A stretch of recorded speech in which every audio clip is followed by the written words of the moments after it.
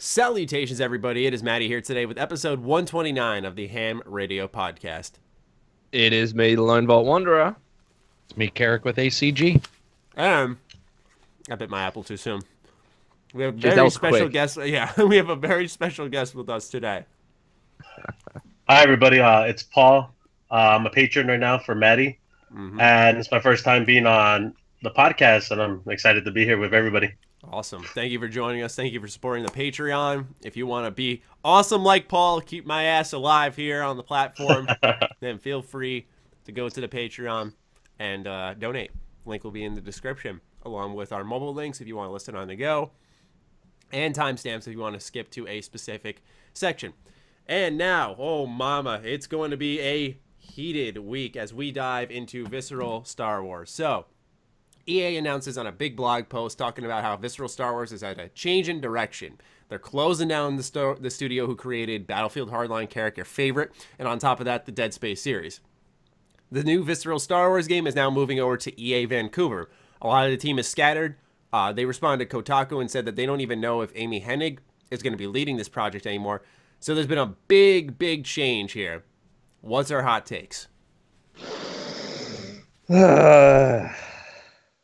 I'm just sad. For, like, I read this Twitter post from someone that was working there, and the guy was just like, I won't quote him, but he was just like, I had my second kid. This came out of nowhere, and now I've got to find a new job. So at the end of the day, like, I've seen a lot of people saying, oh, we're not going to get Dead Space 4. I'm like, yeah, people just lost their jobs. So, yeah. Oh, you're talking to me? No, I'm not talking to you. I'm just talking generally. Like, at the top of my concern, it is the people that lost their jobs. And I hope that they are able to get moved to other EA studios, because EA does have a lot of studios.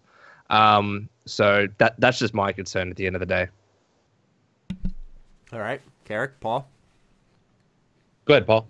Okay. Well, I just think it's just a bad thing. People lose their jobs. You know, there's just a bunch of layoffs, just closing that studio down.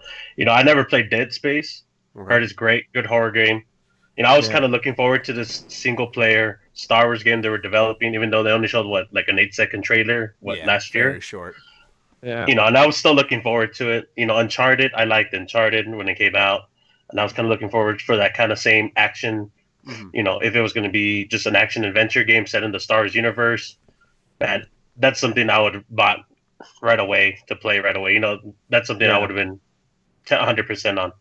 It's unfortunate they closed that studio down, to be honest. Yeah. What about you, Karak? Yeah, I mean, what was it? I think it was like 8 months ago was the last real word we even got on the game. 6 months? 8 months? Yeah. So there were already rumors that there were a ton of issues going on. So I think a lot of people already knew. Matter of fact, I'm pretty sure even on this podcast we might have questioned, like, why have we not heard anything in quite a while about this? Were those rumors, Karak, about the state of the game as well? Because I think it was about leadership and the state of the game being considered a mess. Which then Jason from Kotaku, I don't know his last name, but he said that somebody had mentioned to him the same thing, that it turned out to be more not about single player and multiplayer, but about the game legitimately not being ready, scale bound kind of situation, where it was not, it was in a bad shape. And you have to understand, if they cancel it, that means they know they lost everything up to that point, even if they reuse some of the assets, all that money. And so if you like, the idea of maybe microtransactions is one thing, where maybe they wanted to do some multiplayer, whatever, that's possible. And I'm sure it's probably one part of many, but they knew what was going on because there's milestones. So they knew a year ago what the game plan was, and they were totally fine with it. And then a couple months ago, they were probably still fine with it. So when you cancel something that much, with Jade Raymond working on it, I believe, as well. That's her too. I forgot about her. Yeah, and I haven't found out what she said, and then the rumors about, you know, Amy, we're going to talk to her about her next steps. I mean, that indicates to me that internally, usually what that indicates is basically a huge implosion internally. And that's sad. Yeah. That's sad because we're seeing it happen a lot of times, and I would like to, I swear to God, all these big developers need counselors or like team builders to go in there and be like, okay, don't fucking fall apart halfway through the game. Like, it seems like this is happening a couple times. Scalebound happened, and that's a ton of money lost. And then an EA or a Microsoft gets even more scared to put money down on a title like this. Yeah. And that scares me more, because I'd rather have them make it and not do well than halfway through go, fuck it, we cannot get our money back. That's pretty scary when you think about it. Because I was listening to a Review Tech USA video about it, and he mentioned, the game was crap, they focus tested it, it was bad, people weren't responding to it, and I'm like, well, this is the first I've heard about this. So I looked into it a little bit more, and turns out that was a bit of the issue. I guess the question to ask after that is, I don't know if it's, does that justify or whatever, but the studio was shut down entirely after that. Is this a question of, should they have just stopped that project and moved on to something else, or shut down the studio? You know what I mean? Like, I guess that's the next logical step and next question to take. And the thing is, I don't think anyone here can really talk about it because we don't know the financials. We don't know. No, but I can talk about focus testing. It would suck. So anybody saying that focus testing indicated people weren't reacting would be like saying that tomorrow the sun will come up. That's totally normal. There's nothing special about that. Happened with Bioshock. It happened with Bioshock, yeah. And focus testing, whether you can do one-person focus testing, guys. You can do internal focus testing and external, and it doesn't necessarily mean much. So that's sort of a weird thing to say, because I mean that's how focus testing works. Is you do find the things that are and are not working, but overall, I don't think we can. I mean, there's so little information. It's like Scalebound, where we heard rumors about stuff, but even many months later, it's hard to even talk about it, because when it goes away and they disintegrate, they take the nuclear option and they're like, everything is gone. We're disintegrating this. That usually leaves nobody who hasn't signed an NDA, who hasn't, said, I want to go to another company, who isn't going to shut their mouth and go to the other company. Even if they had a problem with bosses there or what have you, a lot of times they just shut down info because it's done. And many of them just are like, I need my next job to pay for my second kid. And so they're they don't want to talk. We talk about it because that's not our job, but they have it's hard to get information sometimes after the fact. I don't think we're going to get much either. I mean, there's going to be some, I know that there's some stuff that supposedly in the next week or two, but I think overall it'll still be pretty quiet, like Scalebound. I mean, we still don't know much. It's just like, it's gone. Another thing. No, you go for it. Okay. Another thing is that they didn't show anything at E3. That was just like a big, like, hey, where's this game? And that was just a big question mark a lot of people asked, and now we know. Exactly. It just came out. What I was gonna say. It's weird that you see a couple of demos for Scalebound, and you're thinking like it looks rough around the edges, but they're probably still ironing things out, and that gets canceled. At least they're showing it. Yeah, exactly. And then Visceral Star Wars, there must have been a decision early before E3, then you'd imagine, to maybe consider switching things around. My question is, because based off like the mechanics that were listed in job descriptions, there was like tools, upgrades. It seemed like there were more open level design, kind of like hub levels within a Star Wars universe type game, which in my book sounds awesome. Like we could talk more recently, like an Evil Within almost, where it's like all in a hub, but it's more Star Wars focused. That would be great. My question is, now they're saying that it was originally a linear single-player action-adventure game, and that they want to change it to offer more player agency, more player choice. Does that mean perhaps that initially mean we're moving more towards the multiplayer section, or does that just mean they're trying to build a different type of game than what they set out for? Because linear can mean just straight down the corridor to corridor. You're not really exploring much of level, like in Order 1886 or 66, whatever the fuck it is. Or is it, linear in a way where it's just a single player game, kind of like, we'll say, Doom? That I don't think that game was necessarily linear, but it's in that Force Unleashed genre. Versus Republic Commando. You have Force Unleashed is very linear.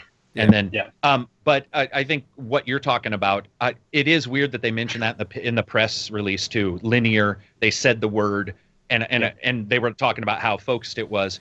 One of the things that's been brought up by a couple people that I saw in the Discord was that, we do know that directors for the Star Wars movies have adjusted like 1,600 times in the last couple months. And we do know that Star Wars IPs are being they're being watched even closer than we've ever seen before. And so some you do have to also wonder, did somebody like Amy, who's known for wanting gray protagonists, Jade Raymond, who's known for somebody who wants gray protagonists, those kind of people who were in charge, was there an issue there where they wanted to do things that in Star Wars currently, remember, this has to be canon. It can't be like the Old Republic. Or sorry, Star Trek or Star Wars Online, the older. So were they wanting to do something that was like butting heads with other people, like, you know, butting heads with the IP itself, which is completely legitimate on a writer's standpoint, because she's not gonna, or anybody isn't gonna really want to write somebody who's just, you know, this one specific way. And you can't have a Jedi murder children, so it's like you have to figure out how to do it. Yeah, you know, and it comes down to, like, you know, who owns Star Wars? You know, it's Disney. Disney owns Star Wars, and you know, remember, Disney shut shit down. All the way. Exactly. Look at what they did to Infinity. They were just like, we're done. We're divesting of all games. So yep. And then Karak brought up a good point. Everything has to be probably tied into what the movies are doing. You know, you gotta go through that canon phase, and you gotta make sure that everything lines up, because if not, someone will point it out exactly on the internet or Twitter and just shut it down. That's the thing. There's definitely, I think Karak hit the nail on the head with one part about it being watched closer than ever, because you look back, I'd say about a decade plus ago, when there was like, it was Wild West. Yeah, so many Star Wars games, different types. I mean, you look at, you're probably never going to see a Republic Commando type of game in a Star Wars universe, I feel. You know, that like having the knife in your fist and like gutting a fucking Geonosian, like you're never going to see that. And, you know, but it was like, there was a Star Wars game for everyone. You had like the Jedi Knight, Jedi Academies, you had the RPGs. Empire at War. Yeah, exactly. You had a strategy RTS game. Pod racing games. Exactly. Pod racing. Jedi Starfighter, you know, one of those more spaceship games. You had everything. Like Karak said, Wild West. Now it's being watched so closely that almost nothing's getting out. We're seeing a lot more movies, I'd say. You know, we're seeing one every year. We're seeing the kind of one-off independent films like Rogue One. Now we're seeing Solo next year. Then we're getting the episodes. But when it comes to games, you know, EA's had this license since 2013, I believe, and we're only going to have 2 Battlefront games to show for it. And I think Visceral started, they said like instantly, each one of their companies started on a Star Wars game. And Visceral, I think, was the same company started in 2013. And look where they are now. It's been 4 years. And they're saying we were aiming for 2019, and we're not even sure about that. It's like, when's this game going to come out? And then you got to wonder if they're going to try to make their money back on what they've invested, which is another thing Karak touched on, then it might go to multiplayer route with a microtransaction, just because you got to get that back somehow. It might. Yeah, that's what I'm worried about. Yeah. Okay. So that sort of, that goes against the point I'm going to make right now, but you're right on that like, how are they going to make it back, or are they going to try? That's another thing I'm wondering about. But one of the things that people were pointing out about the PR, announcement was, it was also discussing, it was discussing the fact that they had been tracking gamers and what they wanted. One thing to remember is this. Gamers who want single-player huge games are just as vocal and loud as people who want multiplayer games. In fact, many times more so, I think. Witcher 3 probably made that so. True. But we don't need to immediately assume it means multiplayer. That's when, or just multiplayer. When somebody says we're looking at the way the market's going and the way people are going, people are still enjoying Fractured But Whole. And that's a single-player game. They're still enjoying these single-player games. Elix was just released. It's huge. It's not a AAA title. But we are seeing situations where people who want huge RPGs that are open world, not linear, like they were talking about. And that's what I'm wondering is instead of just multiplayer, they're saying, okay, people want more choice. And I'm going to be honest. I've talked to a lot of developers who aren't very happy about being forced to choose to allow everybody to do whatever they want in, let's say, a character generator. They don't even want one. Some people are like, the story I'm writing is about this girl who does this one thing. I don't want you to be a boy because the girl part is what we're writing for this, or vice versa. And they're like, we don't necessarily, but the crowd, the loud crowd right now is like, I want to be able to choose everything. At any time I want. Yeah, I mean, dude, we have package size in, isn't it Black Desert that allows you to choose how big your dick is? One of these games. Oh, Conan allows you to choose. So, and that, guys, people talk about, I mean, even developers are like, they get nervous about it. They're like, well, we just want to write this story about this one thing. Look at what happened with Horizon Zero Dawn. People shit themselves it was a female protagonist, not because or not just because they wanted a male protagonist because they have issues with female protagonists. Many of them just wanted to be able to choose.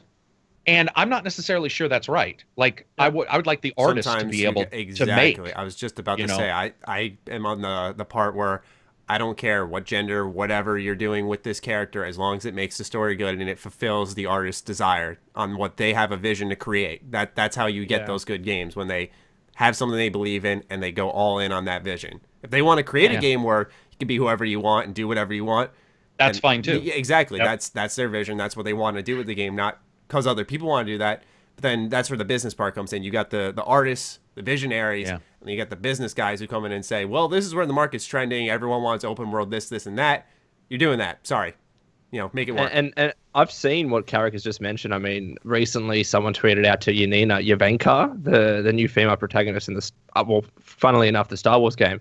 And they commented, I hope we can customize her face. Please tell me we can customize her face. And it's just like, people, no matter what game that they play, they just want to do whatever. Like, they want to have all the options. They want every game to be a Fallout game or an Elder Scrolls game in terms of customization, when that usually isn't the case in single-player linear narrative. And this is the discussion that I've been having so much with people.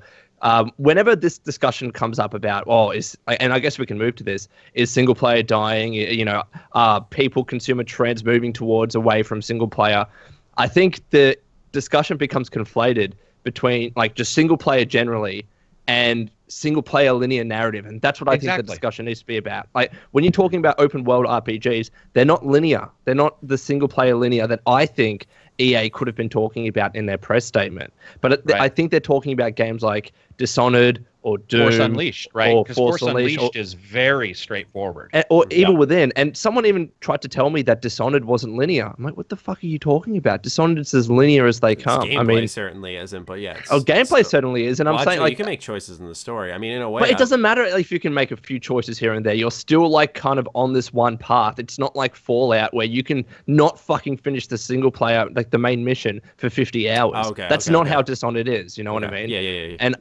I think that's where the discussion should be had, because when you do look at a lot of those very linear single-player narrative games, a lot of them over the past couple of years haven't performed well. I mean, Resident Evil 7 just hit their 4 million sales mark, and I think they plan to get that way earlier this year. I think, Evil Within has 70,000 owners on Steam. I know it's still a new game, but there's been so many examples, whether it's Dishonored or Deus Ex or Dead Space, they're not hitting their sales targets. And whether those sales targets are unrealistic or not, maybe it's an issue of budgets blowing out of proportion, because they are, and the games are still selling like what they used to back in the day. I don't know, but what's interesting is review-wise, because a user on Twitter at Nvinian, apologize if I mispronounced your name, he tweeted out a picture about single-player games. He's like, these are the highest rated, it's OpenCritic, so don't get me wrong here, but he said these are the highest rated games on OpenCritic this year. And it goes Breath of the Wild, 96. Open world game. Persona 5, 94. In a way, I'd say Persona 5 is fairly linear. It offers a lot of player choice day to day, but you're always getting to that next day. Yeah. Divinity Original Sin 2, very open, full player choice. Paradigm, 89. I don't know what Paradigm is. Nier Automata. That's definitely more of an open game, but I wouldn't say it's loaded with player choice. That's an 89. Horizon Zero Dawn right afterwards, 89. Very open. Hollow Knight. That's more of a Souls-style game, we'll say. Side-scroller 2D, 89. Lone Echo, not sure what that is, but 89. SteamWorld Dig 2, 88. What Remains of Edith Finch. That's, I'd say, pretty linear. 88. Cuphead, 88. I'd say Cuphead is along the lines of, can you just pick any world from after the first set? Not world, but location in the world. You can jump around. Okay. But I mean, it's still, I guess that's the problem, is like, what's linear and what's open. That's what I'm struggling with here, is what can you say is linear and not?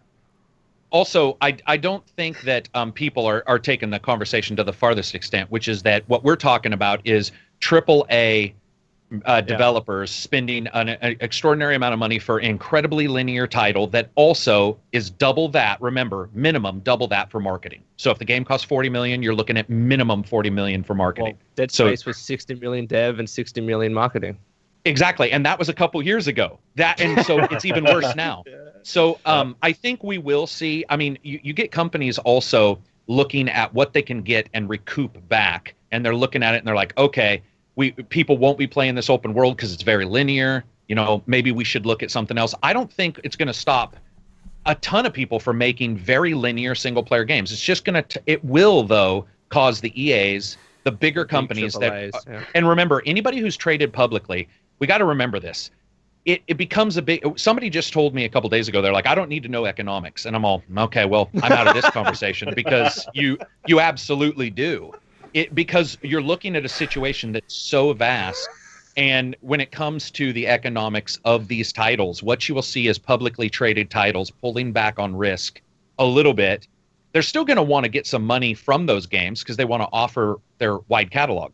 But at the same time, you will see, I believe that you will see what we have seen every single time, which is somebody will fill it. And that'll be a B or a C tier developer will fill it. We've had it since the Xbox original. I'm only bringing consoles up because I remember a specific title, but there's always somebody who fills it. So just because these guys, Star Wars is why we're talking about this, guys. If this was called Mountain Dew the game, nobody'd be fucking talking about it. We're talking about it because of Star Wars. Mm-hmm. So I think we will see Piranha Bytes kind of companies that are that B tier, you know, where they're not triple tier, but they've got a couple games under the belt. I think they'll sacrifice. Yeah, they'll still do linear titles, and Hellblade is linear as fuck. So I mean, and did really well. So I think we'll still see them. I just think we'll see different people doing it. Yeah, I completely agree with Karak, and I just want to say that picture that you talked about, Matty, it irked me a little bit because I don't think we're talking about review scores here. We're talking about the financials behind it. You know what I mean? Yeah, I think it's a lot of people are saying it's fading out of popularity, and it's like, yeah, people, but that's what his point was. Is like it's the best. But popularity is not review score. No, I agree, and that's the first thing I pointed out. I was like, yeah, we've seen a lot of good games fail. A lot, but also, like, conversely, you know, we saw Persona 5 sell more than previous Persona games as well. We saw Uncharted 4 reach 8.7 million, and the previous games reached like roughly 6 million. So there are still instances that I made a video about this. For every Dishonored that you bring to me that performs poorly, you can have a Uncharted as an example. Mm-hmm. For every so for example, BioShock Infinite did better than BioShock 1. No one really talks about that. It's still a single-player linear game, but it still did better. But I think Karak is right. Like, once there are more and more games that come out that are single-player linear narrative and that underperform, you're going to have big publishers get even more scared that they don't want to invest all this money in that kind of game, because there are so many examples, and I think there are more examples of those bigger single-player linear narrative games underperforming compared to games that have performed well. And because of that, we'll start to see the investment decrease from their end. But again, you'll start to get more Edith Finch's or Hellblades or whatever it is, games that aren't necessarily AAA big budget, because they're certainly not, but they still fulfill that niche. You know, I get it. Oh, no, you go for it. I was just going to read this and then go ahead, Matty. But 2017 in June, this was announced as the top 10 selling games. Top 10 selling. Okay. So this is financial. 10 is MLB The Show. 9, Call of Duty Infinite Warfare. 8, NBA 2K17. 7, and I think this is something we probably will talk about it on a different podcast, Grand Theft Auto again, which I think indicates a problem. Every week. I think it indicates a problem with the industry, actually. Now, the longer it continues, I think it shows that something else is going on. Resident Evil 7 Biohazard was number 6.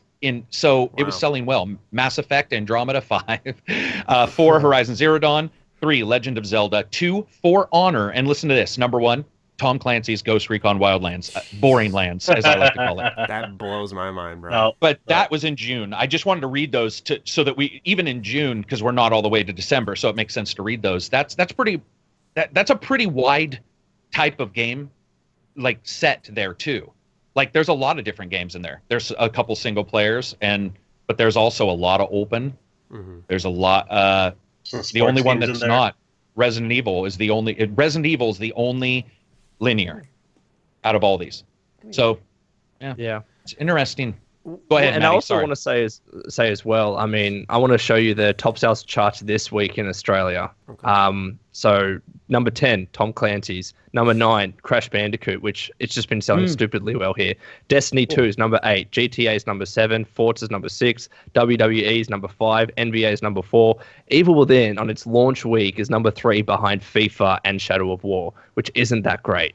Wait, GTA is beating out. GTA is beating out what? Read GTA and the one right before it. So Destiny 2's 8 and GTA is number 7. GTA is selling higher than Destiny 2. Absolutely, yeah. Oh, and also as well, I need to point out in New Zealand, just to provide a different market, right? Evil Within is number 9 behind Call of Duty, GTA, WWE, NBA, Destiny, FIFA. Like. These trends aren't like we can't just ignore them. People are like, single player isn't dying. I agree, single player isn't dying. Linear narrative, though, there have been trends to suggest that these kinds of games might be under the decline. Well, yeah, the Evil Within 2 is actually a fucking excellent example. Look at the first Evil Within when it came out in, I think, 2014. And then look at the Evil Within 2. Completely different game design. More 100%. open. Yeah, way more open. More choices. Also, if people feel like we're being negative, one thing to remember is there's been an ebb and flow forever. I remember when a platformer had to be sold with every console. It was impossible. You could never sell a fucking Sega Genesis if you didn't have Sonic with it. So, and then those died, and then first-person shooters, third-person action. So they are on the decline, but it's just an ebb and flow. It's like at some point somebody will fill it, and it'll do well, and everybody's going to do the same thing. Oh shit, that's doing well. I mean, it's like couch co-op, and like there's been so many. Exactly. What do you think, Paul? I think linear-based games, they're just on the decline. Single player, open world are there because people enjoy just putting their hours into it, and I'm one of those persons. I can play Fallout for 50 hours and just get lost in it, just forget about what I'm doing. But linear, you finish that story, what's the replay value in that? People think about that, people are not willing to put $60 down. I think what Karak said earlier about Hellblade, I know it's $30, right? It's $30? Yes. Yeah. Yes. And it was 45, I think, on release. On release, right? So I think people would be willing to pay $40, $30 for a linear driven game. Personally, I haven't played Hellblade. That's one of my games I will need to play coming up. But I think that's what it is. It comes down to price for people. Again, we're talking about the economics for this. But like Lone, I know you love single player games, and I can see why you want to have these linear based games or open world games to stay alive. And personally, I'm there. I know I love playing your Battlefields, your Battlefronts on multiplayer with my friends, but I want to get away from that sometimes, and you just want to sit down and just play a good story from time to time. Absolutely. And that's me right now. Just get away from things and just focus someone on that. else. His name was Rami Ismail on Twitter. He's a developer. He mentioned a fucking fantastic point where a lot of the games that are coming out now that are super popular are games that are really easily streamable on Twitch and YouTube. Like for example, PUBG, and those kinds of games. Right, like Destiny or even open world games like Fallout, even Cuphead, Mario Rabbids, whatever it is. Those kinds of games that are doing really well with YouTube and Twitch and getting millions of views, right? They're kinds of games where you can't just watch a stream of it once and then you're done with it passively as a viewer. They're games that even if you watch someone stream it, you still want to play it yourself. You can still play it yourself. You can watch someone play Fallout for 50 hours and realize that you can still play for 50 hours and not do one single thing that streamer did. And that's the problem with very linear single-player narrative games. Like Edith Finch, I fucking love that game, right? 2 hours to finish, that's it. But every single person watching my stream, I guarantee you no one would have bought that game afterwards. Because it's one and done. They don't need to play it afterwards. It's literally the exact same experience. But Cuphead, you could watch someone finish that game completely, but you still could want to play because you want to challenge yourself. That's the difference here. Very good points. Very good points. Damn. And then going back with the sales, about BioShock, how we said the first BioShock didn't sell as good as Infinite. That's also because, people, word of mouth gets out, reviews come out for that first BioShock. They wait for that sequel to come out, and they expect that sequel to be twice as good, even better than the first. Yeah. And that goes into the factor of it as well. That's why you see maybe sequels do better than part of the original. And you're right. You also you'll never see the sales for GameStop trade-ins. And one of the things you see a lot of times is like BioShock is a linear title, so it maybe didn't sell very well, but that doesn't mean it didn't resell very well. And when you talk to the people publishers at Games, don't see that money. They never do. And when you talk to somebody at GameStop, they will tell you, dude, BioShock sells like a motherfucker even now. Like, we'll get a copy in, and it's trading. Even if they bring it back, it's trading back and forth. So those are sales that aren't counted anywhere, but are indicating they're indicating desire, but at the same time, there's no metric anybody will ever be able to get for those. Unless GameStop says, speaking of BioShock, this info. You wonder if the situation Visceral found themselves in is a lot similar to BioShock Infinite, except the difference was the original team on Infinite was able to finish off the game and then they closed down. Because BioShock Infinite did sell well, despite they just pumped way too much money into it. So do you think that maybe EA, going back to that original topic real quick, do you think they decided, let's just shut down Visceral because we're just pumping in more and more, let's start fresh in our own studios? Do you think that was part of the decision there? Well, there were rumors at the time that BioShock wasn't selling well enough to justify its budget, and we never got a complete answer with that, mind you. And yes, this BioShock Infinite also sold better than BioShock 1, but and this is another point that I mentioned in my video, we can't just look at, Cuphead sold 1 million copies, it's done well. What the fuck does that mean? What does it mean when you say your game has sold 10 million copies? You don't know what the budget was, you don't know the loss, you don't know the profit, you don't know, like... I think it based down the player expectations. Like, for me, I was like, Cuphead's selling great. I didn't expect that game to hit over 1 million. Hell no. Sorry. Not to be a dick, it looked great, but, over 1 million, that to me, I was like, that's doing well. But who knows how much they pumped into it. Even 1 million, even with 1 million, we don't know how much money the developers made from that. Because let's think about it here. Think about a developer selling a game.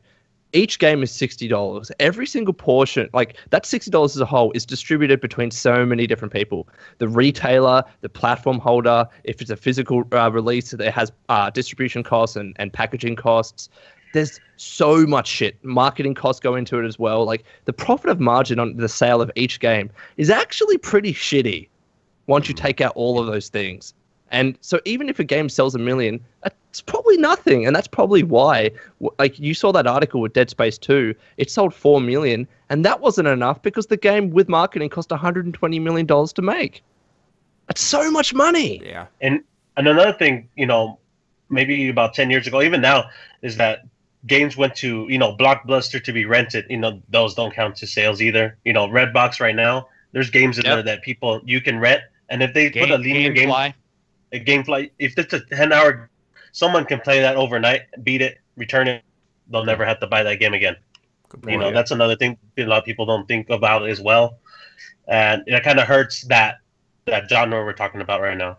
Well, you also have Gamefly, you have any subscription service online as well. So you have Origin, you have all these things that don't give their numbers out for various other reasons. And I think that's I think one of the problems is you do hear a lot of people saying, this game should only be $40, not because, I don't know anything about your budget, whatever.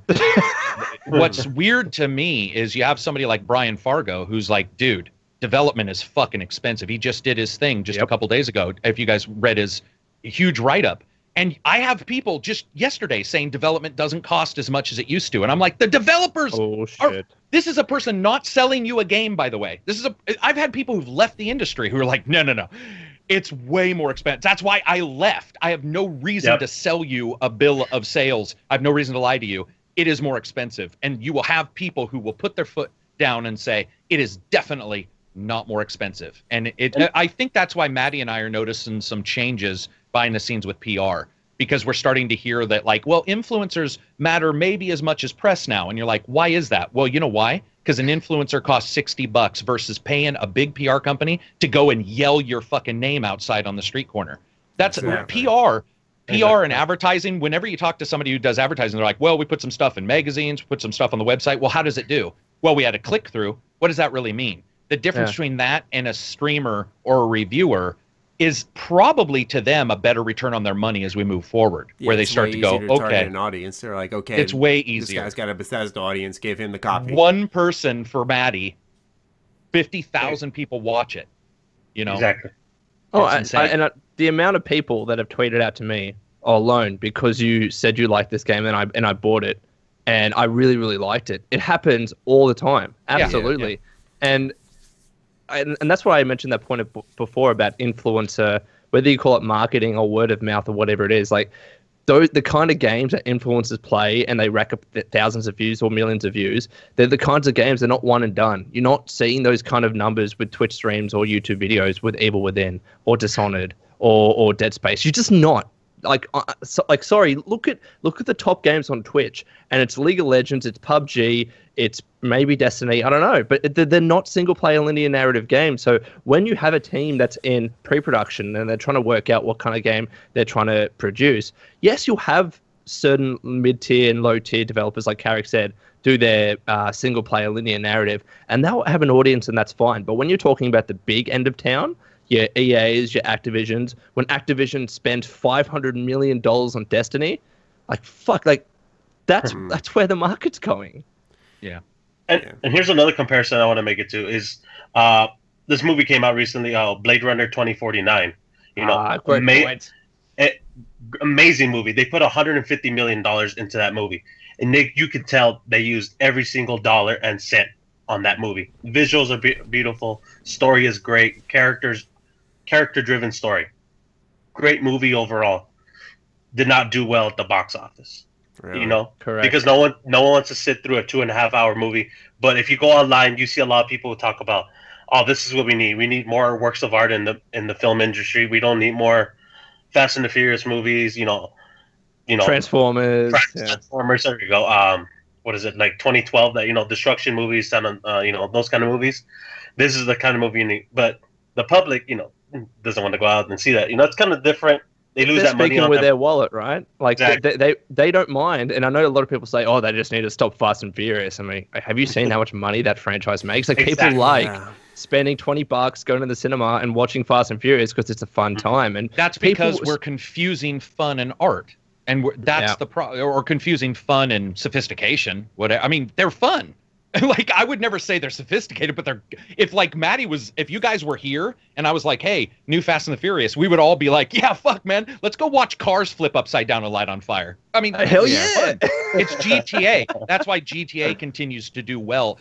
Another thing to remember is people listen to this because they're harder core than most. The casuals, we've said this thousands of times. A GTA is easy. They can just get in and be like, "I can ride my bike down the street and crash into shit." And sometimes that stuff is, not to be rude, it's more enticing. It's even more enticing sometimes to me, where I'm like, yeah, you know what? Blade Runner, 2.5 hours, that's a serious movie. I'll wait till it comes out on video. I can watch it at my house in the comfort of my home without some person talking on their cell phone. But you know what? Fast and the Furious is a group movie. Marvel movies are group movies. And so people group together and go watch Thor. Mm-hmm. And I think we could use that example with multiplayer games and single-player games in certain modes. There are sometimes I love story-driven games. I love single-player titles, but there's sometimes, and this is kind of the opposite of what Paul was just saying, sometimes I just want to go on a multiplayer game where I don't got to think about the characters. I don't have to dive into the story, dissect all the threads. I just got to play, and that's it. I got to put my legs up and shoot some shit. And I think the same thing can apply to the movies. When it comes to multiplayer games, and I don't know the numbers, and I've harped on about numbers, and this is pure speculation on my behalf, but let's say you have a single-player game that costs $60 million to develop and market, and then a multiplayer game that costs $60 to develop and market. Each of them is selling for $60 million, right? And then each of them sells for $60 at retail. One of them has microtransactions and loot boxes. It could be Overwatch, right, with cosmetics, and people don't mind Overwatch cosmetic loot boxes in the multiplayer game. And that game, in terms of return on investment, is making tons of money more than the single player game that if it has microtransactions, like with Shadow of War, people get upset about it, but they don't get upset about Overwatch having that, right? And it might be 3 months until we see a single player DLC pack for that single player game. So which game is making more? Let's be real here. The multiplayer games, they are making more because they have more avenues in terms of revenue. And that's why you see Bethesda going down the Creation Club route, because they want to figure out how the hell they monetize their single-player games, just like developers have been doing with their multiplayer games. This is not a discussion as to whether that's ethically right or wrong. That's just the reality of the business. For sure. Yeah, man. And it sucks because I love my single player games. I really do. Like I do too. My top 5 favorite games this year are pretty much all single player games, right? But then you look at mine too, I think. Or my top game this year, without a doubt, is Rabbids. Yeah, but I spent the money to buy that game, and I bought the season pass. But there's nothing else I've spent on it. Nothing else at all. There's usually I usually gauge a game's success in the single player realm by how they do DLC. One thing I've noticed with Bethesda, for example, is they've started to go away from doing single player expansions for a specific title and instead bumping up the price $10 and doing almost like a mini game, standalone. Like a standalone expansion, really, like a Death of the Outsider. Great game. I really like that title a lot. Impressed me in many ways, especially story wise. But that could have easily been Dishonored 2 DLC, but they put a little more into it, offered some different type of gameplay elements, and shipped it for $10 more than probably the DLC would have been worth. And also Wolfenstein: The Old Blood. But then Old Blood, yeah. Exactly. What I was gonna say though is that's usually how I gauge the success of a title. We know Prey undersold a lot. I think that's why we haven't seen a DLC for it. But we saw Horizon, it sold well, it reviewed well, and then at E3, boom, expansion coming out in a couple weeks actually. So I'm excited for that. Yeah, exactly. And people want more Horizon, and they knew that based off the sales and the reviews. So that's how I usually gauge it. But we'll see that, because we were talking about earlier, well, how do we know what the budget is and stuff? We can see the sales numbers, our own interpretation based off, our general knowledge of gaming. We could say like, okay, in very simplified terms, okay, we'll look at Horizon Zero Dawn and go, that was expensive. Yes. So, seeing millions of sales for it, we're going to assume, it's doing well for itself. Hopefully it's paying off on their investment. It didn't seem to have too many development troubles. So we imagine they're making money back on it. And then we kind of know that because they're investing more in that IP with an expansion. I hope that makes sense on what I was trying to get around to. And also one really quick point. I mean, last week, Karak, you mentioned that you don't like howlongtobeat.com because people review it and say, well, the game only has 7 hours of gameplay, so I'm not going to buy it, yeah? Because people are like, if I'm spending, and rightly so, if I'm spending $60, I want to get X number of hours of gameplay. And that's fine, but let's put it this way. You're less likely to get 50 hours of gameplay with a single-player linear narrative game, but you're getting that with a multiplayer game.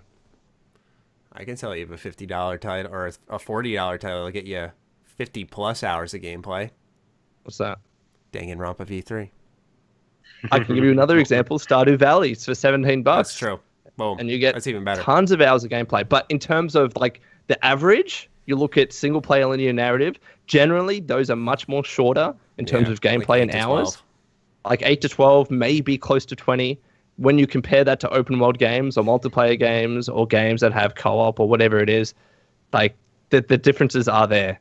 The real reason why I was saying that also had nothing, or well, some of it is just because it's out and out lies. But one of the things I didn't like about How Long to Beat is because it doesn't in any way, shape, or form measure quality.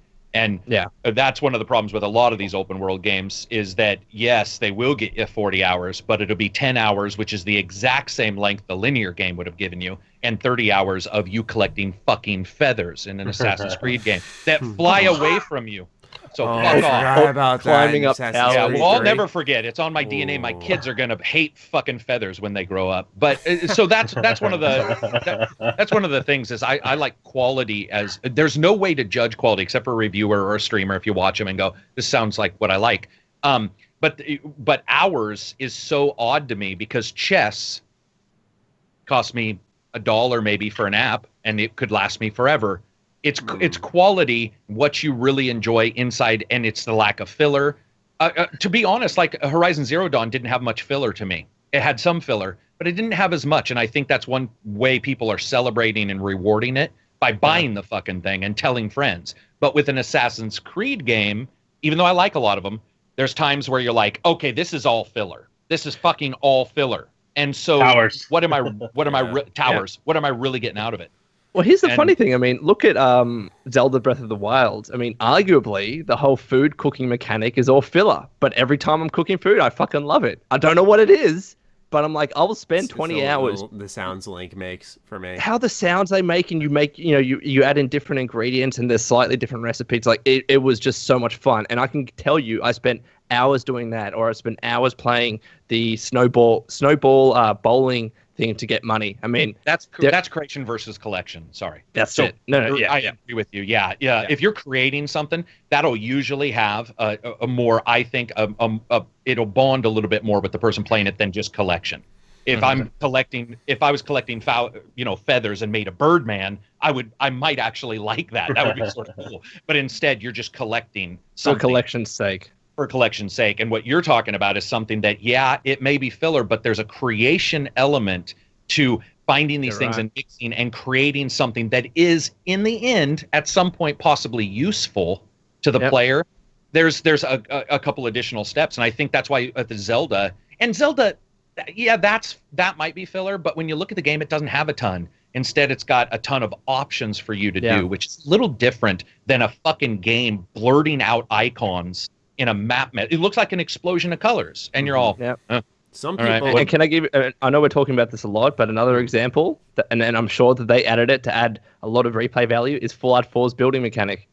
I mean, think about how many hours people put into that. I agree with you. Yeah, I like it, but I do agree with you. It's sort of filler. Well, what I was gonna say was, a lot of people actually, I was guilty of this when I was growing up, like around the beginning of high school. Is a lot of times what would really sell me on the game was I was like, all right, this looks cool, whatever. But like when they said, and you can dump up to 100 hours in this, that's when it clicked to me. I was like, because growing up, I just valued that quantity so much. I just wanted a game because I didn't come across $60 that often, and when I did, I wanted to spend it on a game that when I had it, I was with it for fucking months, as I just kept diving in and kept chipping away at it. So that's the other thing that a lot of people look into. We personally, and a lot of hardcore gamers, we value the art style, or the art in general, we should say.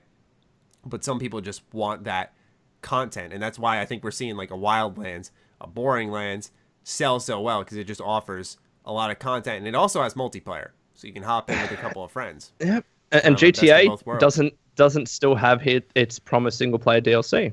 And I think that's for a reason. I think that because GTA Online is doing so well. I like Rockstar. Rockstar is a company that I know they're so popular. I love them and I fucking hate them because they do shit like that so often. Like that, like I said, the promised heists, I will never forget that. They promised heists at launch, and GTA Online, they delayed a month, whatever. And then GTA Online comes out broken as shit. They finally fix it. And it took them like a year and a half to get heists in. And like everyone's like, heist. And I'm like, does everyone forget intentionally that like 2 years ago they said this was going to be here?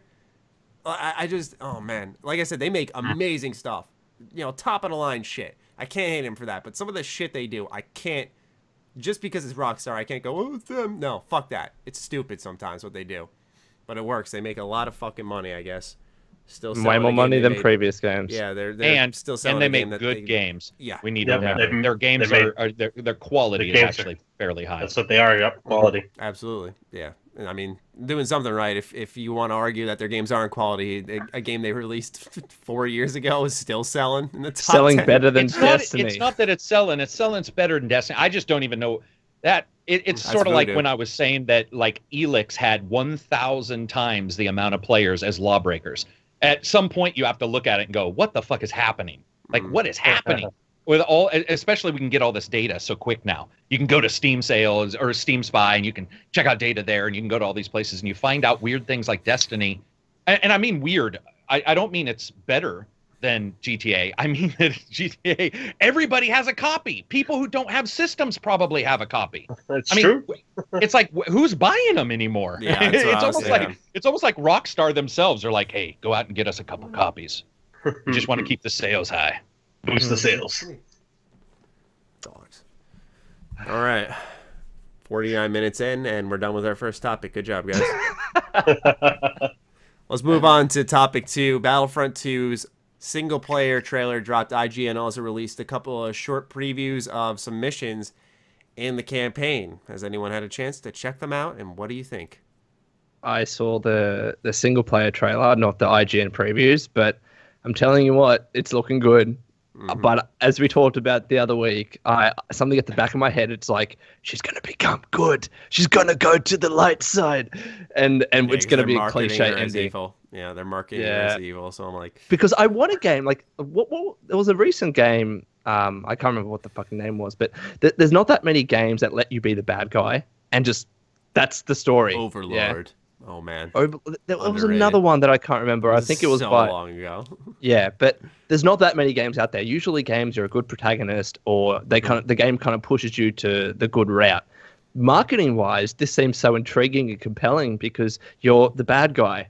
But I guarantee I can just see that twist coming. Well, yeah, in the trailer, you hear her like saying like, "I'm your commander," and then her dad, who gives her orders, is like, "You take your orders from me." So it's like she's already rebelling in some way at some point in the story, and I'm sitting there going, "God damn it all! Damn it! I'm like, can't you just listen and be a good soldier?" Oh, what do you think of it, Paul? I'm excited, to be honest. That's one thing I'm looking forward to in the Battlefront game. The multiplayer, I liked it. I played the beta, great. Loot boxes, keep that away from me. But other than that, single player, looking good. I heard reports are saying it was like 5 to 7 hours long. Correct. It's a DICE campaign, so. Yeah, exactly. It's a typical DICE campaign, I guess you can say.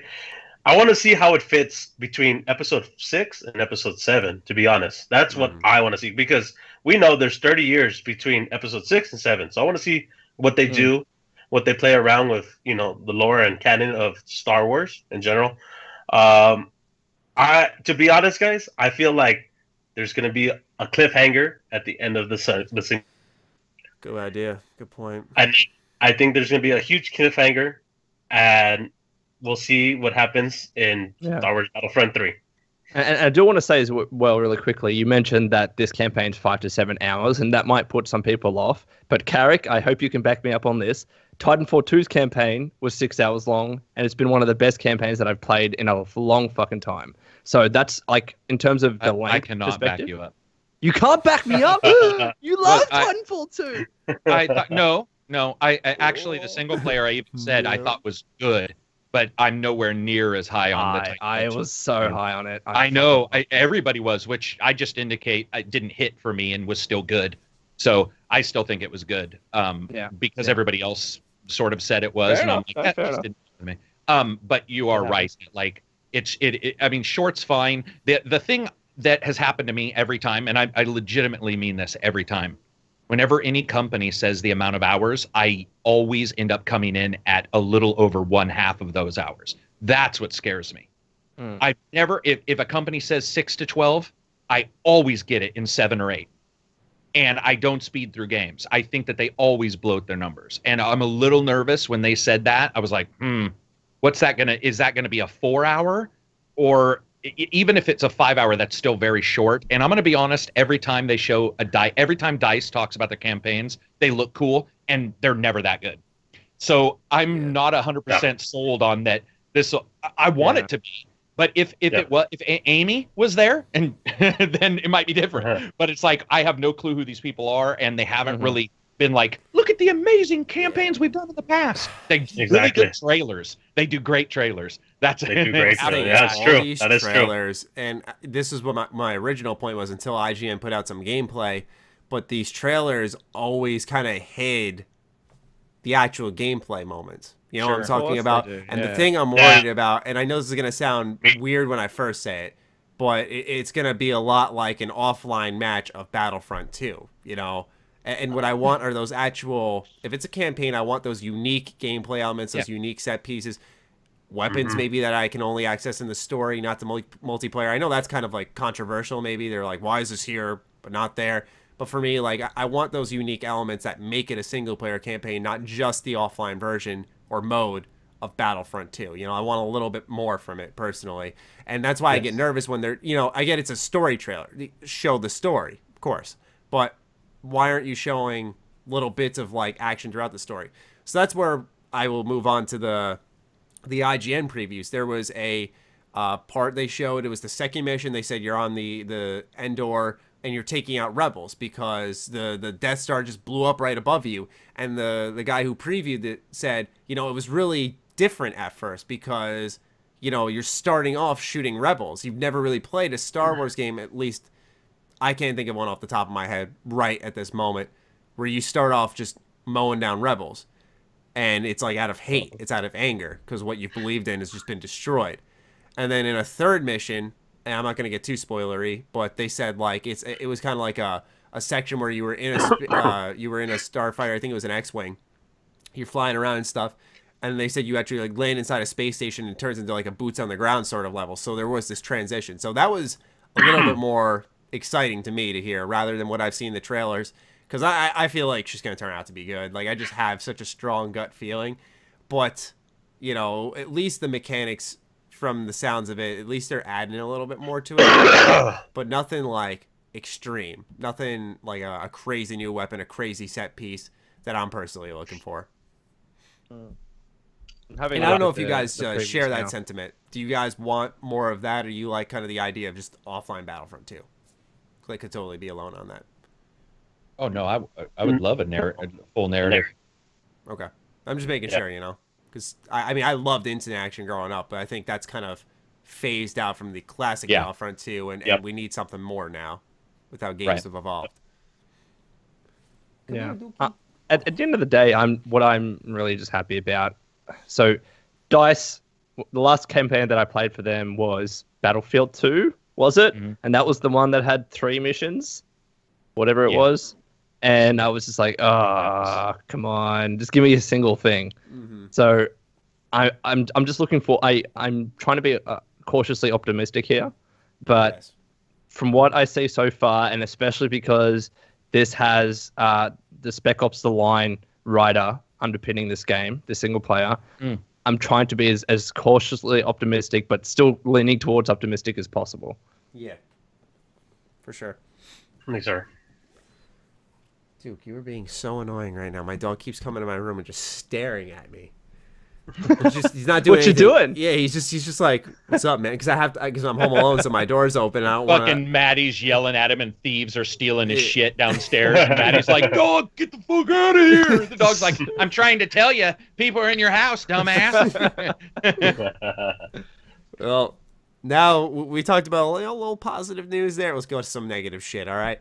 Activision has patented a interesting little plan that they have going on here. Basically, a game engine that prioritizes lower level players, lower skilled players to match with high level players and players who have purchased microtransaction weapons to entice the gamer to get shit stomped so hard that they go, all right, I'll buy some. And they said it's exploratory. I want to highlight that before we jumped around their throats instantly. And it's not in Destiny 2. Yeah, it's not in Destiny 2, and according to Michael Condrey of Sledgehammer Games, it's not in COD World War II. But it's exploratory, meaning there's a good chance this is something that ends up in future titles, at the very minimum. With that said, what do we think? Are we shocked because Activision is doing something like this? I'm shocked people care. I mean, patent trolling is sort of old. Now, I mean, we had actually, Sony. I should highlight, Activision commented on this. They said it's exploratory. So this is No, real. I know they did because it blew up. But it was surprising to me that it did because, I mean, like Microsoft and Sony's patents 2 years ago were about selling you McDonald's through your Kinect. And that was with the Xbox One X. Or S. So it was like patents don't mean anything. Patents are basically future. They are to align different ideas you have for the future. Otherwise, every weird Wii Revolution fucking controller. And how many controller patents did we have? But here's what I'm thinking. All that aside, I actually feel this is already being done by some titles. Mm-hmm. Something to this element already. And I don't even want to say what titles, but it's something I've talked about a couple times where I'm like, man, the matchmaking is not only bad, I swear to shit, everybody's overpowered. Like something feels weird. And, you know, at times you're like, okay. And then you get powerful and you're like, maybe it was just because, you know, they had better guns. But I don't know. Another thing that with this patent that sort of made me laugh is whenever somebody shoots me in an online game, I don't know what gun they have. So, like, the only thing it would really do to me is I would just get continually gutter stomped. But and at some point, with Call of Duty, though, you do know because it shows you the instant replay. That's the key. No, I'm not watching. I don't think that is the key because everybody I know who plays Call of Duty, including myself and some of my friends who are still playing it, they don't ever watch that. They're literally just going for the next. They don't. That is not something where they're like, oh, it's an I will Uzi. say I compulsively press the skip button when I die because I don't care. Yeah, so I guess that's what I'm saying is also Can you there's skip? Yeah, you can always skip that kill cam. It's like the kill cam right now. Yeah. Okay. You can always skip it. and No, I'm and not saying so- that's for everyone, but Right, and I'm not saying that this is for sure happening. It's just I've always felt that maybe something like this was already happening. Like there's been times where I'm like, man, it fucking feels like they've got all the DLC and I've got none of it, or something like that. But I could be wrong. But you know what's interesting? The thing that was interesting to me is that you said, Karak, that people are probably doing this already, and I'm like, well, if they have been and Acti has patented it, I hate that word, then that means no one can use that system anymore because they have the patent to it. I mean, do you guys remember back in the day? And I'm not saying that I'm not saying that's correct, because back in the day, it was Bandai Namco that had the patent to you couldn't have mini games in loading screens. Do you remember that? Yes, I do. And people got around that because I still remember some games where there were like it might not have been a game, but there were still some like little interactive things you could have done in the loading screen. So I was just weirded out by the fact that this was patented in the first place. I didn't get why you would have to patent something like this. So, anyway. Well, the Kinect doesn't sell us McDonald's, and they patented it. And PS4 also the came out. skateboard thing. Do you remember the skateboard thing? I do. Yeah. Flash your skateboard. And the skateboard, those never happened. So, but that doesn't mean this won't. And I think that I would say that Microsoft and Sony have less of a chance of doing those things than Activision does. I think that's where Matty's coming from. Is like if a smaller company like the people who released Elix, if Piranha Bytes did that, you'd be like, that's weird. But it's Activision. You're like, fuckers. Mm-hmm. I mean, not to be rude, but we are. You're just like, they will sure do it. You know, what do you think? Whether that happens or not. I'll be the first to admit I'm guilty of having fun hating on Activision. So I was gonna say that. I was like, I know Matty wants to get his rant going on already. Yeah. He's planning a video around the whole thing. But other than that, I'm kind of with Karak. I feel like they have already implemented a system like this, because I've been there too. I've gotten sniped across the whole map, and I'm like, where did you guys see me from? But I guess the only negative you can see coming from this is that you can influence a younger demographic and purchasing DLC or microtransactions, so they can be like player X. You know what I mean? Like they can be that person, and you can be like, oh, I can have that gun, or be as good as this person. But I don't know. To be honest, it's just a patent. They can. It's just what happens is now with future Activision titles, there's this inherent distrust going in there. It's like, was it used for this? And now every multiplayer game, let's say I do get matched up with a guy, I'm level 10. He's level 55. This guy has way more time than me. He kills me. Whatever, usually I'll say. But now I'm going to look at it and go, was the game rigged against me from the start? Exactly. Are Activision games, rather, now gambling matches in a way, is what it's going to feel like to some. And I know that sounds ridiculous. It's just a patent, but when because it's such an underneath the surface, it's a technical thing. How can we properly identify when it's actually being used against us? There's just going to be, I feel, this added skepticism to their titles from now on for those who actually care enough, at least. Well, and nobody tracked Gears of War in their multiplayer, where they basically admitted that they allow people in their first match to kill somebody easier, because they had stats that proved that if somebody didn't have a kill in their first match, they wouldn't return. Here's the problem. That's the reverse psychology of this. If you allow somebody in an Activision game to fucking gutter snipe everybody, you are going to get people who will not return. And so then you have to take that into account. And you have to go, we can't make it fucking so difficult. So how do you make it difficult enough that a person cares about the DLC, but not too difficult that a person doesn't die too quick, that a person still gets... It's a lot. It's above my grade grace. That's a great it's above point. mine. It's above the brain.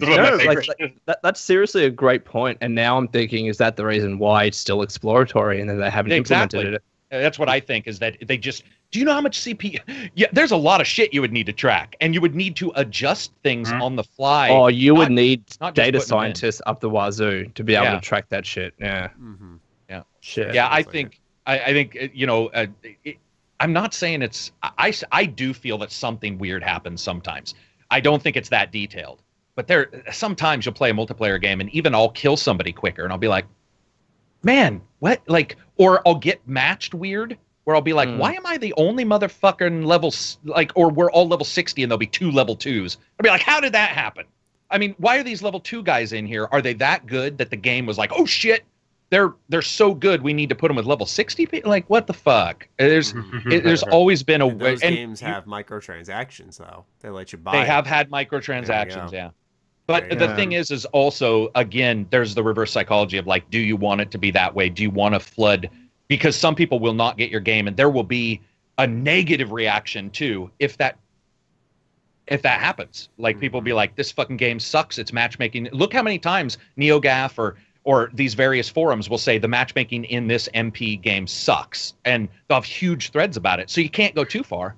So I think that what Lone was saying is exploratory. I think that's true, and I think it won't be the only one. I would assume other companies will patent little things about matchmaking, and we'll see DLC and microtransactions mentioned in it. It sucks. It sucks. It does suck. It almost sucks worse than the microtransactions in a weird way, because it's like if Matt sells me something, that's one thing. But if like everything around me is geared towards me looking at Matt to see if he has it for sale, that's fucking weird. Like that's like next level cybernetics and shit that's going on now. Disturbing. It's like gambling, dude.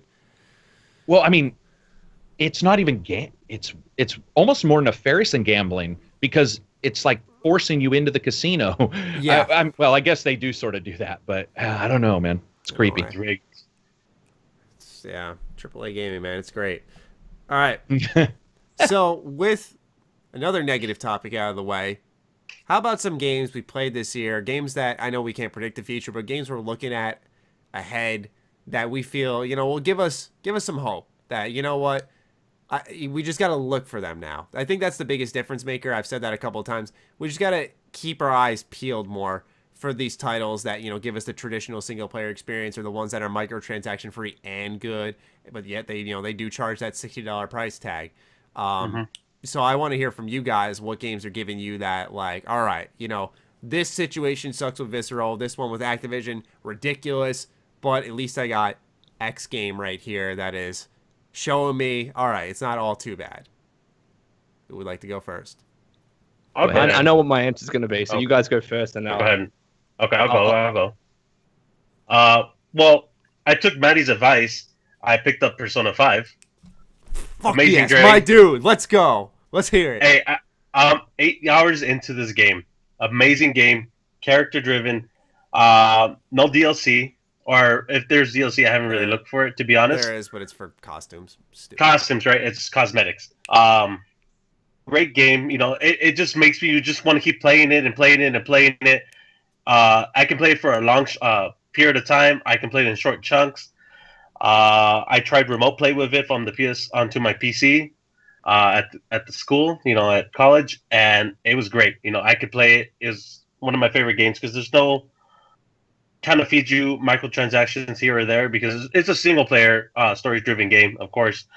That's one of my favorite games I've played so far, recently. Another game that I really like, and it's multiplayer, is Battlefield 1. I know it's kind of hit or miss with some people. Because, all the microtransactions, of course, you can buy all the map packs and all that, of course. And a lot of people don't, because that price tag is super high. It's, what, $50 for the premium pass or whatever. Oh, God, yeah. And myself, I'm not going to put down the $50 just for, whatever maps, because I don't play Battlefield just enough to get my, I guess, get my money worth on it. And because they're so spread out on that DLC release, because it's every, I guess, 4 months, because I know they released one, I think, in March and one last month.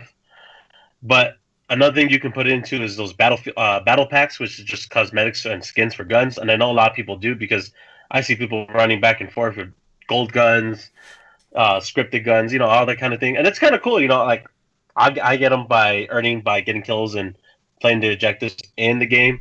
So I'll skin out my guns, but I won't put any money into it, to be honest, because that's not my kind of thing to do. I just play the game just for fun, that's what I pretty much do, and play with my friends who also have the game. So those are the 2 main games I've played, I guess, in the past 2 weeks, mainly. Cool. Karak, Lone? Star Trek Bridge Commander. Or Bridge Crew, sorry, because of its element of taking VR, which is super antisocial, and making it so social, and literally probably the most fun I've had in a game this year. Like just fun. I've never laughed. It's so laugh out loud all the time in it that you have to like tell everybody to calm down so that you can even get an order out while you're being killed. And it's so fun because VR isn't doing so hot. Sony's is doing okay, but then at the same time, it's the least of all the powerful ones and sort of doesn't look the best. And yet this game on it really runs spectacularly well and really works. And I like to see, VR taking a step forward. Okay. I think that it's unfortunate. It's very unfortunate that VR hasn't, sort of like branched out the way I had wanted. But games like that sort of remind me that they can do it. So I'm very stoked to see if they do DLC. I know Ubisoft said it sold well. And then for me, Battlestar Galactica Deadlock, Deadlock. It's a RTS game based on Battlestar Galactica's, the new one. And I didn't think I'd like an RTS that much. And there's just so much to like about it. Takes the IP, does a really good job with it. Those are two games that, and with Battlestar, it does what I don't know if Battlefront will do, which is do well in the IP in a certain time period, where it's like, we have this small time period where we need to tell a story, and you're not quite sure how much flexibility you'll have, because it's like, you got to watch out for this and that. Battlestar Galactica does a pretty good job in that area, and at the same time is also a fantastic game. And then I just have to mention Mario and Rabbids. The game's just fucking great. I mean, I'm not a huge Switch fan. Yeah. Wow. All my audio meters were just like, hello, Lone just said something. Yeah, that game's fantastic. It's beyond fun. Mario Rabbids, and this is going to be a start. This game is fucking phenomenal. And I was saying there needs to be like a game that's 110 out of 100 to be able to beat Zelda Breath of the Wild in terms of my game of the year. I am so surprised, but this game has absolutely done it. It is a joy to play. It is so much fun. It's a game that you can just pick up and play for 5 minutes. You do one match. Oh, I don't know what it is. It's strategic. It has the fun Mario characters. The Rabbids characters are fucking hilarious. Just the way you can upgrade your skills and get more powerful guns, and the way that movement is so critical and key. There are some maps, and I've just played the DLC, the challenge in some of the maps are really, really hard, but it's so satisfying when you finish them. Like, for example, the DLC that I just played, the last one, it's like one of those, you have to reach 12 areas on the map highlighted in yellow within a certain limit. And the problem is there's like 12 areas to reach, but they only give you enough time to be able to hit 11 of those 12 areas. So you have to get lucky that you get burnt and one of your characters runs into the yellow square that you haven't selected yet. It's just so much fun. I can't speak highly enough of this game. So that's definitely there. And I guess I'll have to say Zelda Breath of the Wild. But I know there's a bunch of other games that I really love. Yeah, the Switch, I think, in general, has been a highlight for gamers looking for just some fun, right? So for me, that's definitely been a high point. Is I know no matter what game I'm plugging in on my Switch, that it's always one that I know is going to be not relatively. It is microtransaction free. I know Zelda's got like the whole DLC with the hard mode and stuff, but it's not in your face, and it did not. It's not a big deal. Yeah, it's not even that. It's like it didn't impact my game experience. It's not like I mean, here's the thing: is I always have my Switch and the charger on sleep mode, so I'm always starting it back up where I last left off. So I'm not like at the main menu seeing the store page constantly. There's no secret vendors with little microtransaction stores that accelerate the game process. No, none of that. So yeah, the Switch in general has been a good home for good times for me. And then just recently, I'm still chipping away through it, still loving every fucking minute of it, is Divinity Original Sin 2. I've said it like 3 shows in a row, so I'm not going to go on too long about it. It's just such a top-tier game. It's got the whole story. It's got tons of replayability. Like, rich of content, dude. It's got a game master mode, so you can kind of make your own stories, make your own campaigns with friends, have them play them through. So it's good for like people who just want to make their own stories with all the assets in Divinity. You can actually create, it's like creation, or not, what is it? A creation engine where you can like make your own assets and put them into your campaigns. So there's just so much there. And that's one title that, you know, we talked about like, well, it's there, you know, it's not in your face though. This is one title that's got it all and not a single microtransaction. Not one. I do want to say as well, I need to highly recommend What Remains of Edith Finch. Yeah. Fucking beautiful game. It's one of those one and done games, kind of like Brothers or Soma. But it's My just... God! Lone and I don't agree on anything. you don't like Edith Finch, do you? I didn't.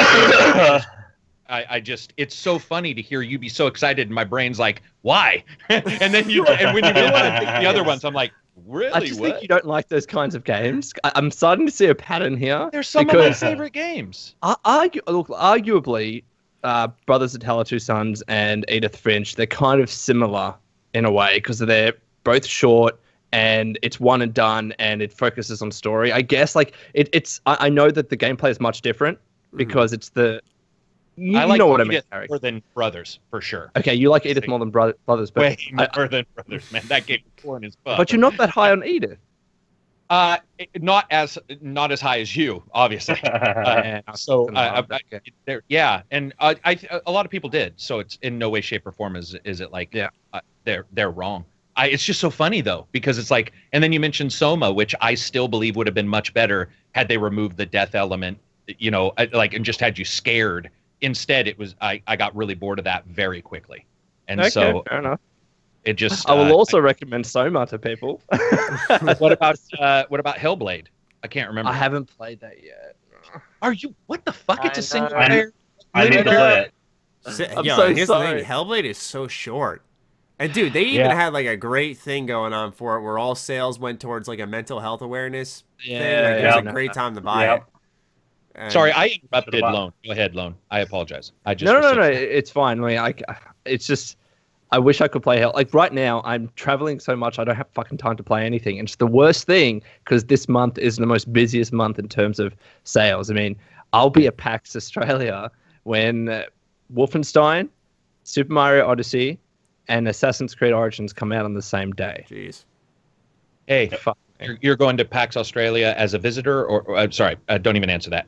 When you go there, you should check out the Aurora 44 guys, the Ashen game. 44. Oh, yeah, like they're gonna be there. Zelda. Yeah. I just saw Derek Bradley on Twitter say that he's going to be there. So that's the game I'm always talking about. You definitely need to check it out.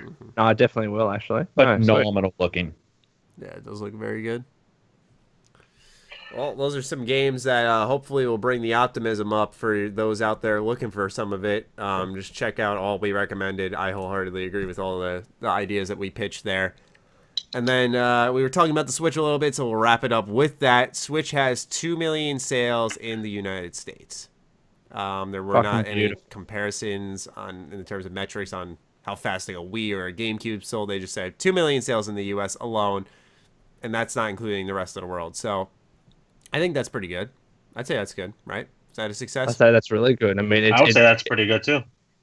From what I've seen in terms of NPD numbers, it's usually doing better than Xbox One, and it's kind of like a struggle always between the PS4 and the Switch in terms of who does better. But I think the Switch, on average, is doing better than both of those consoles. And I'll always say that it's a good thing because competition's always a good thing. You know what's going to make it explode?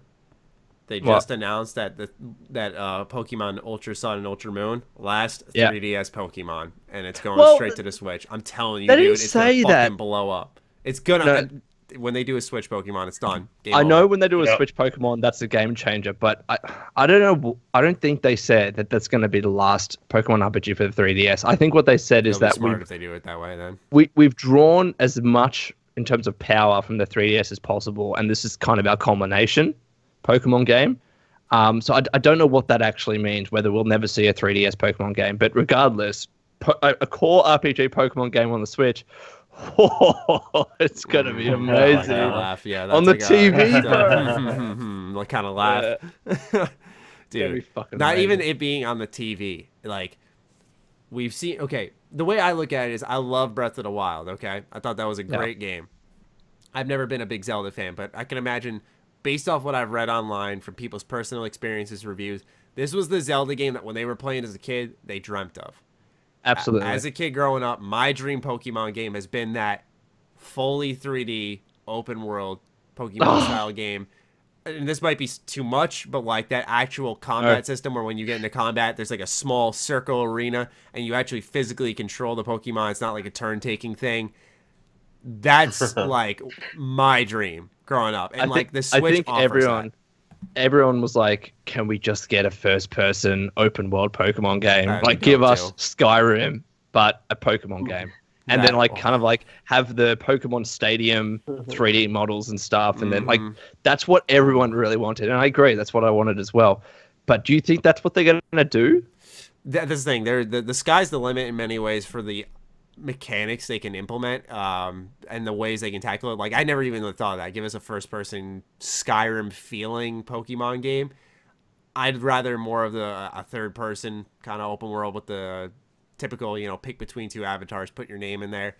But they've been offering more and more customization in these games. Where Sun and Moon, it's like you might as well have just gone full-on character creator, and maybe that's what they do with the next step in the Switch.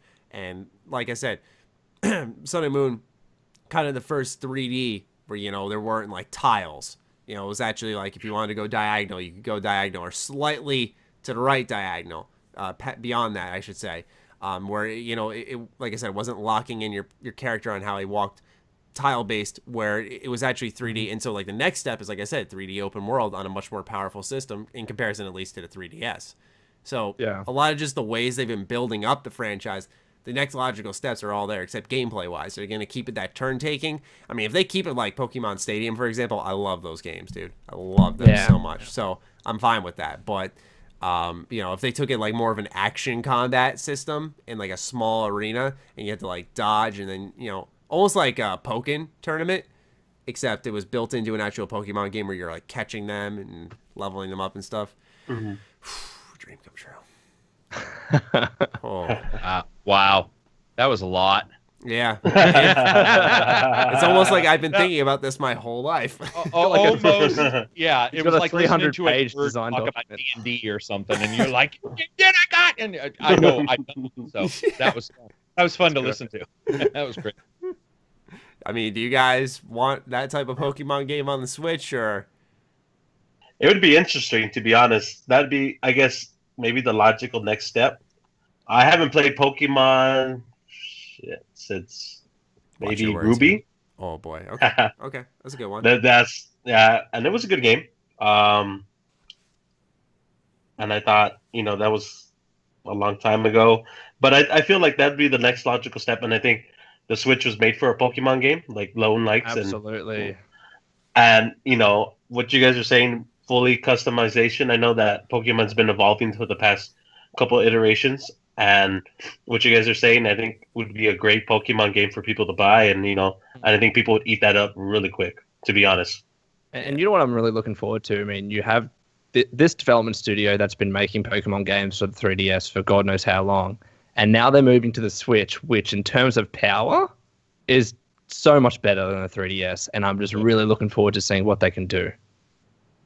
Yeah, that's kind of what I'm really curious about. I wonder if there's going to be this awkward transition where they have to get used to the technology, or if it's going to be kind of like an instantaneous, like, all right. Nah, I think they're too skilled. Like they have too much experience in that studio to let that slip up. And Pokemon's too. It's one of their more prominent developers, where I think they have them in from the, initiation of the Switch, where they were What's it called? It's the I can't remember the name of the department that makes Pokemon. It's Game Freak, isn't it? Game Freak. I thought it was also called like the Pokemon Company or something like that. There's a few people that own it. I'll search it. Duke, what do you want? About sales, I think the Switch has the greatest potential to sell during the holidays, to be honest, because we all know that the sales.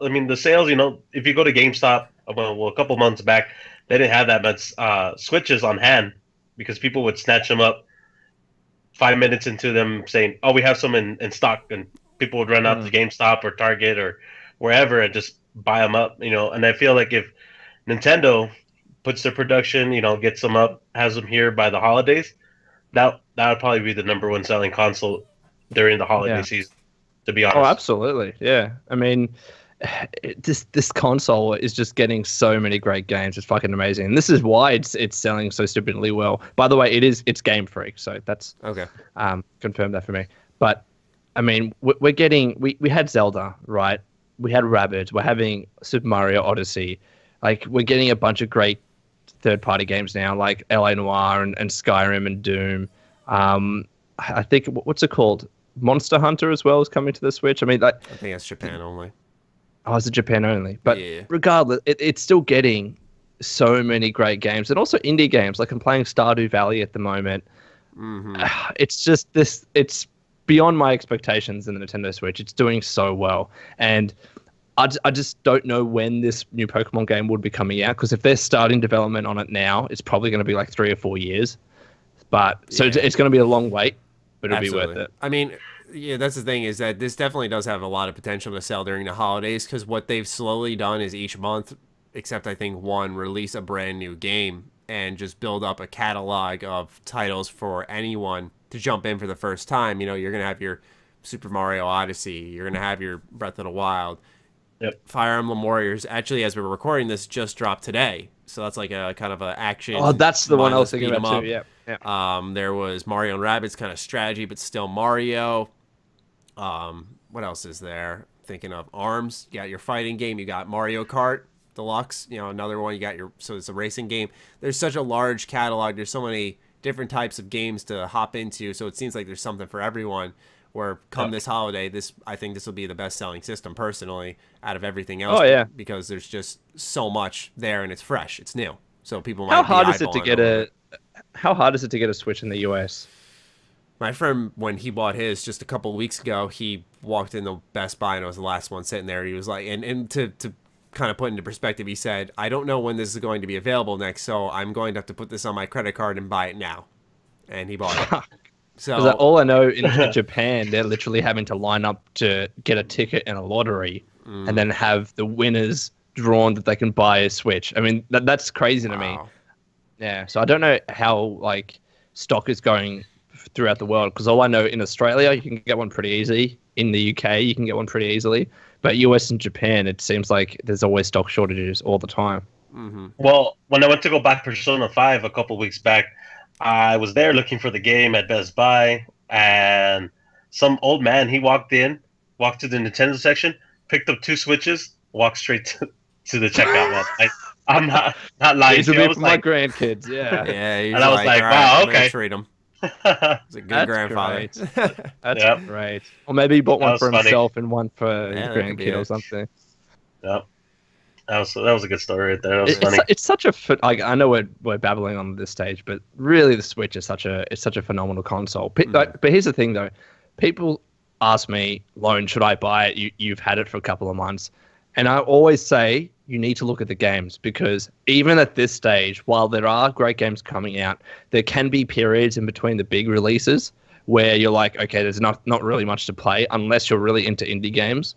Like, recently, that's been less of an issue, because we had, Rabbids for me, then I went on to Stardew, and now Odyssey is dropping next week. So it's not much of an issue. But there was a time after Zelda and Mario Kart where I was like, okay, I need to find a game to play. And I played Cave Story, which was okay. It wasn't I think it was June was the dry period where they didn't have anything. Yeah. And it didn't blow me away. And my only worry is that if I say to someone, oh yeah, buy a Switch, it's great, and then we'll get to another one of those down periods, because I think there's a risk that could happen. But for example, I mean, In Exile says that they're looking at the Switch now to try and release more games. If we got Wasteland 2 on the Switch, holy fuck, that would be awesome. But again, sick. What you really need to do if you are interested in the Switch, I know you can play it on the go and play it at home factor is really compelling, but you need to look at the games. If the games don't, aren't the ones that you see yourself playing, aside from the Zeldas and the Super Marios, because I think everyone would love those, then think twice. because there will be those down periods where you finish those big blockbuster games and you can't just move on to something else like you can on an Xbox or a PS4. That's the reality of the Switch that I think people need to realize. It also depends, because like sometimes the thing with the Switch, the play on your TV, play on the go, works out well. Where my friend, he bought Stardew Valley on the PS4. He's like, I'm loving this game, man, but this is like, I wish I bought it for my Switch because this is ideal. I can just totally see myself laying in bed or laying on the couch, just relaxing, because it's just like that type of handheld experience, really, in an ideal way. So, you know, some games just like that's why I said, you know, it's kind of why I've gravitated so much to the Switch lately, because I said the same thing about the Vita. You know, I love playing those console quality games, but just like at the comfort of like my couch in my living room while I had a game on in the background, like a Rangers game or an Oilers game, something along those lines, where you know, it was a different type of gaming experience and it was fun. I wasn't sacrificing that quality, really, and I think that's a lot of what the Switch offers personally. And I travel a lot for work. I mean, I've been doing so much travel and flying over the past couple of weeks that the Switch has been my go-to, man. I mean, there's a reason why. Like, it was so cool. I was flying home from New Zealand, and before I got onto the plane, I think it was Eurogamer tweeted out, "Oh, the Mario Rabbids DLC is out right now." I'm like, fuck yeah! Downloaded it, played it on the plane for 3 hours. That's like, awesome. That's the beauty of the Switch. You know what I mean? That's awesome. It was great. You downloaded that with airport Wi-Fi, or were you like at home when you downloaded it? No, I was at the airport Wi-Fi. It wasn't that big of a file. That's awesome. Oh, no, do you know what the beauty with the Switch is? You can tether to your phone, and usually phone has pretty good, like, 4G or whatever it is. So it downloads pretty fast. I didn't know that.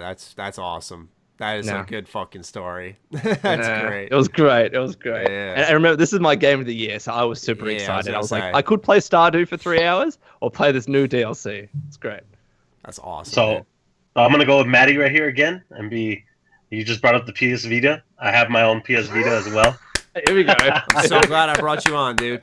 And yeah, you know, my next purchase probably for that would probably be Persona 4. But I'm going to be Persona 5 first and then probably play that. Dude, I'm telling you, that game got me hooked, and I don't know what it is. It just wants me to keep playing it and playing it. Wait till you play So, Lone, I suggest you get a PS Vita as well. Yeah, Lone. You travel a lot, man, mate. You travel a lot. Yeah, and I'm playing my Switch. I mean, why do I need a Vita? No way. Cause look at this fucking great stack of games I got here. Dude, Super Mario Odyssey, LA Noire, and Skyrim. When the PS Vita gets to games like that, call me, and then we can talk. Yo, suck my dick. All right. Keep going. What were you saying? I interrupted you because I had to just, applaud you again. Done. I'm good. No, I was talking about Paul. Oh, I'm good. No, pretty much. All right. I like the Vita to play mobile. Good shit. Good shit. And that'll, I think that'll wrap it up. That's all the news we got, and great discussion at that. Energy. It's thriving now because we're talking Persona and Vitas. I just had to wait till the end of the podcast to actually get into it. All right. Well, thank you guys for joining me. I want to say a special thank you to Karak. I know, Karak, you're going through a bit of a tough time right now, and it's very inspiring what you do. You always put your 2 feet on the ground and do what you got to, man. And thanks. Just fucking awesome guy, and we're glad to have you here. So thank you for joining us, especially Paul. Thank you for supporting the Patreon and also for joining us for a great discussion. Thank you for using a webcam too, man. We love it when the guests come on and use the webcam. It's awesome. Yep. Because we get a lot of mobile listeners, but some people on the podcast, they need more than mine and Karak's brilliant faces to stare at. So Exactly. So thank you guys so much, and we will catch you. Wait, hashtag close. Oh, close. Almost lost it there. Hashtag Vita. All right, cool. Fuck you. Yeah, baby. Yeah, Jesus. Yeah. Calling the shots. Take care, everybody.